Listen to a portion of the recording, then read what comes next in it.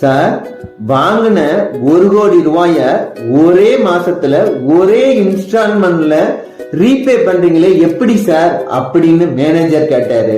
அதுக்கு ஆப்போசிட்ல இருந்தவர் சொன்னாரு, சார் ப்ராடக்ட் குவாலிட்டி இருந்தா எல்லாம் சாத்தியம் தான் சார். அப்படி என்ன சார் ப்ராடக்ட் குவாலிட்டி அப்படின்னு அவரு கேட்டார். சொல்றேன் சார், இந்தாங்க ஃபர்ஸ்ட் பணத்தை என்னங்க அப்படின்னு சொன்னாரு. பணத்தை வாங்கினாரு. 1 கோடி ரூபாய் கரெக்டா இருந்தது. லோனை ரீபே பண்ணிட்டாரு. மேனேஜர் கேட்டாரு, சார் அது எப்படின்னு சொல்லவே இல்லையா அந்த குவாலிட்டி அப்படின்னாரு. அடுத்த மாசம் வந்து சொல்றேன் சார் அப்படின்ட்டு போயிட்டாரு.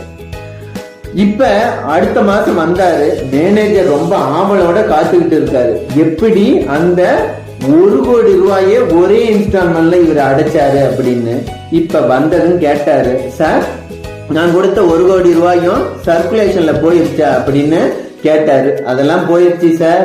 ஏதாவது கம்ப்ளைண்ட் வந்துச்சா சார்? அதெல்லாம் ஒண்ணும் அல்ல சார். நீங்க எப்படி 1 கோடி ரூபாய ஒரே இன்ஸ்டால்மெண்ட்ல அடைச்சிங்க அதை ஃபர்ஸ்ட் சொல்லுங்க அப்படின்னாரு.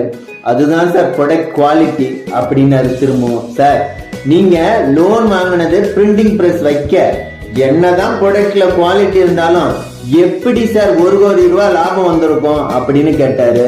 சார் உங்ககிட்ட கொடுத்த எல்லா நோட்டுமே என் பிரிண்டிங்ல அடிச்ச நோட்டு தான் சார். ப்ராடக்ட் குவாலிட்டி இருந்தா எல்லாம் சாத்தியம்னாரு.